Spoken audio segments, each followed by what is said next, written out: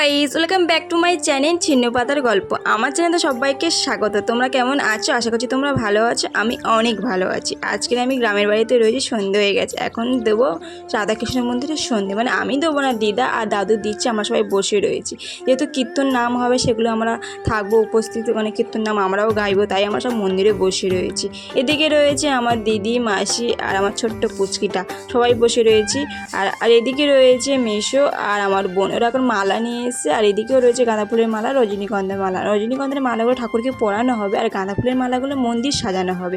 তো কালকে যেহেতু আমাদের কীর্তন হবে, নাম বসবে, তার জন্য সব কিছু মালা নিয়ে এসে মন্দির সাজানো হবে। আর এদিকে দেখছো মানে মাঠ মতো যেটা করা হয়েছে, ওখানে এখন গোবর মাটি দিয়ে লেপলো আমার একটা দাদু। আর আমার দাদুকে দেখো এখন আমাকে বলছে, কী রে কী করছিস, ভিডিও করছিস, শুধু ভিডিওই করতে থাক। তো কী করবো বলো, আমি তো সব কিছুর সাথে শেয়ার করার চেষ্টা করি। তো যাই হোক, এদিকে রয়েছে তোমার শিব ঠাকুর, যেহেতু যারা সন্ন্যাসী হয়েছে তার জন্য এই শিব ঠাকুর তুলেছে এখানে, মানে বাবা শিব রয়েছে এখান থেকে সব উত্তরে নিয়েছে। আর আমার দিদা মূল সন্ন্যাসী হয়েছে এখানে। তো শিব ঠাকুরটা আমরা যাওয়ার সময় বাড়িতে আমরা নিয়ে চলে যাবো, আমাদের কাছেই রাখবো। আর আমরা এখন সবাই বসে রয়েছি, ভাবছি যে তোমরা সবাইকে দেখতে পাচ্ছ, আমাকে দেখতে পাচ্ছ না, তাই জন্য আমি আমার মুখটা একটু দেখিয়ে দিলাম আর কি।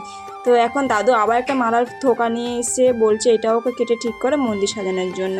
তো এখন আমরা কীর্তন করব, নাম করব, আশা করি তোমাদের ভালোই লাগবে। আর আসলে কি বলতো, ঘরে থাকতে ভালো লাগছে না, মন্দিরে মনে হচ্ছে বারবারে চলে আসি।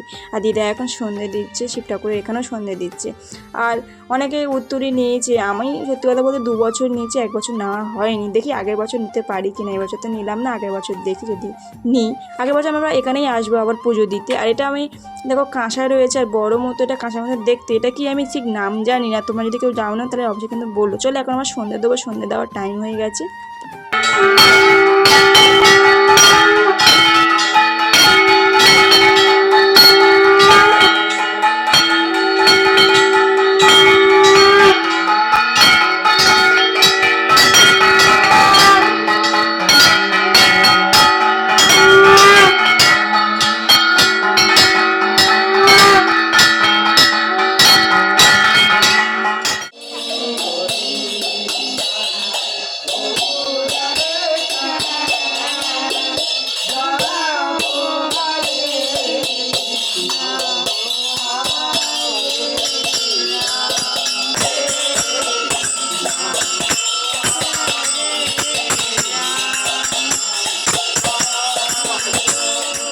আর তোমাদের কেমন লাগলো আমাদের রাধাকৃষ্ণ মন্দিরের সন্ধে দেওয়াটা, শাঁখ-কাঁসা বাজিয়ে কীর্তন করে, সেটা কিন্তু অবশ্যই কমেন্টে জানিও। কাদের বাড়িতে এরকমভাবে ঠাকুরকে পুজো দেওয়া হয়, সন্ধে দেওয়া হয়, সেটা কিন্তু আমাদেরকে অবশ্যই কমেন্টে জানিও।